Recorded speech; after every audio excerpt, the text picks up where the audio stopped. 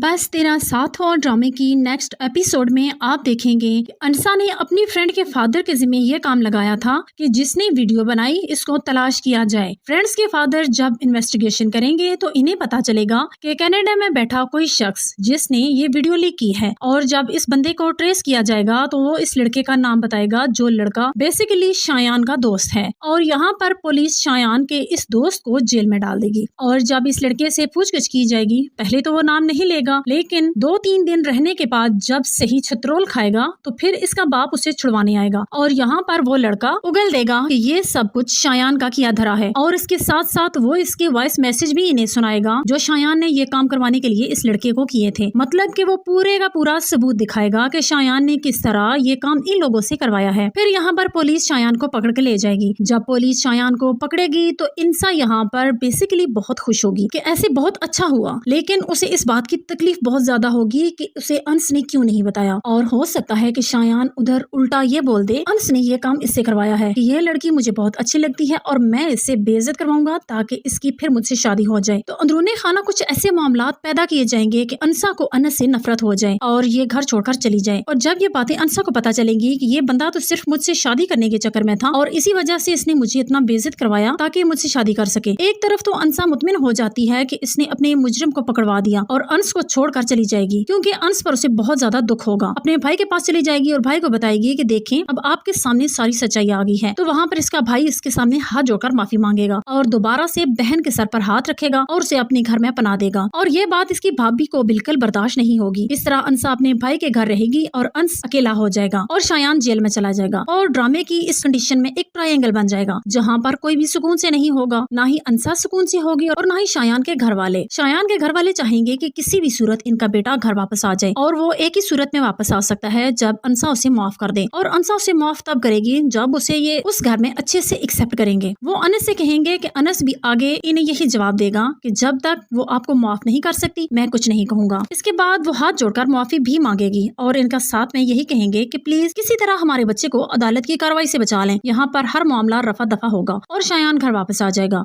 तो यहाँ पर शायान भी ठीक हो जाएगा, अंसा भी घर वापस आ जाएगी, इसकी इज्जत भी रिकवर हो जाएगी और फिर इस घर में इन दोनों को बहुत अच्छी स्पेस दी जाएगी, रिस्पेक्ट दी जाएगी और इस तरह ये लोग इस घर में हंसी खुशी रहने लगेंगे।